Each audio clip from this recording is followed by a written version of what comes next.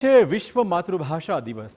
સમગ્ર વિશ્વ જ્યારે પોતાની માતૃભાષા પ્રત્યે ગૌરવ લઈ રહ્યું છે ત્યારે આપણે નવાઈ લાગશે કે લંડનમાં પણ લોકો ગુજરાતી શીખી શકે તેવા હેતુથી પ્રમુખ સ્વામી મહારાજે અહીંયા પણ મંદિરની સાથોસાથ ગુજરાતી શાળાની સ્થાપના કરી હતી।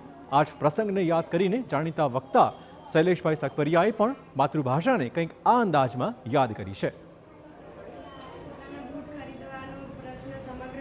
મારે વિશ્વ વંદનીય સંત વિભૂતિ પરમ પૂજ્ય પ્રમુખ સ્વામી મહારાજનું સ્મરણ કરવું છે।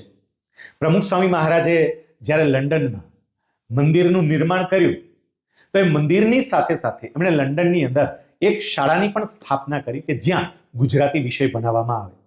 સ્વામીજીને ચિંતા હતી કે અહીંયા રહેતા ગુજરાતી પરિવારની નવી પેઢી ગુજરાતી ભાષાથી અલિપ્ત ના રહે અને એટલે એમણે ત્યાં ગુજરાતી ભાષામાં પણ અભ્યાસ શરૂ કરાવ્યો।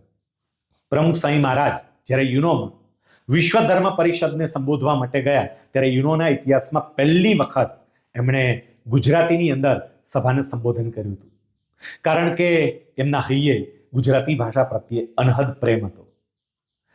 મારી ગુજરાતી મારું ગૌરવ।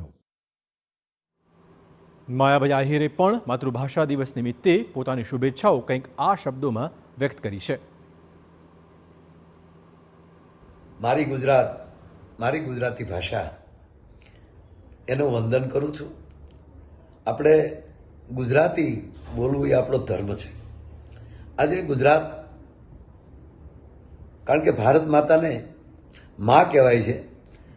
કોઈ પણ સ્ત્રીને માં ક્યારે કહેવાય કે જ્યારે એનો કોઈ બાળક હોય, એક બાળકનો જન્મ થાય ત્યારે એ સ્ત્રી માં બનતી હોય છે।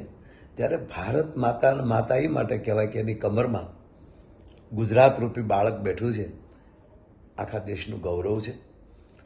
હું મારી ભાષાને બહુ પ્રેમ કરું છું, એટલે જ તો અમે લોક ડાયરાના માધ્યમથી એ ગુજરાતી ભાષાને અમે આરતી ઉતારીએ છીએ અને ઘરોઘર ગુજરાતી કેમ પહોંચે અને આપણી ગુજરાતીનું જતન કેમ થાય એ જ અમારી ગાથા છે। અમે દરેક કલાકારો ગુજરાતી ભાષાને બહુ પ્રેમ કરીએ છીએ।